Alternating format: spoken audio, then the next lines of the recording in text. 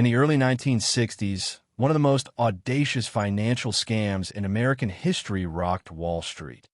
The Great Salad Oil Swindle, masterminded by Anthony Tino de Angelis. De Angelis was a former meat packer who founded the Allied Crude Vegetable Oil Refining Company in New Jersey. He convinced major banks and trading firms that his company was a leading supplier of salad oil, essentially soybean oil, used in cooking and manufacturing. Banks such as American Express and Bunge Limited loaned him millions, using his vast tanks of vegetable oil as collateral. Inspectors and investors believed his tanks were full, but they weren't. De Angelis had discovered that vegetable oil floats on water. He filled the bottom of his tanks with water and poured a thin layer of oil on top. When inspectors dipped test rods into the tanks, the rods came out oily, appearing to confirm that the tanks were full of valuable product. He also faked warehouse receipts and paperwork to prove his holdings. For a while, the scheme worked brilliantly. Allied Crude looked like a booming business, with loans and investments pouring in.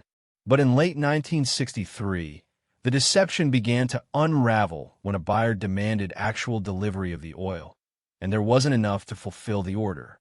Investigators discovered that out of millions of gallons supposedly in storage, most of it was just water. The fallout was catastrophic. De Angelis' scam caused over $150 million in losses, equivalent to more than $1 billion today. The scandal bankrupted several firms and dealt a severe blow to American Express, whose stock price plummeted. Even legendary investor Warren Buffett later admitted he bought Amex shares after the scandal, believing its core brand would survive despite the disaster. De Angelis was convicted of fraud and served prison time, but the damage had already been done. His swindle exposed the fragility of financial oversight and the dangers of unchecked trust in paper assets without physical verification.